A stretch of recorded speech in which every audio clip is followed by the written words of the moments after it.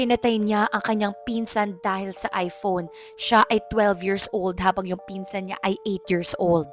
Sila ay natulog sa bahay ng kanilang lola at sa kwarto na ito. Sila ay nagkaroon ng away dahil sa iPhone.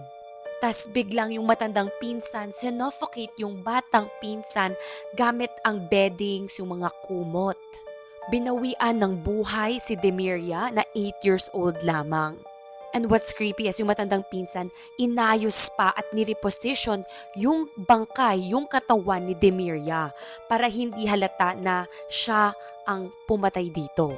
Siguro para ipamukha na namatay lang si Demiria habang natutulog.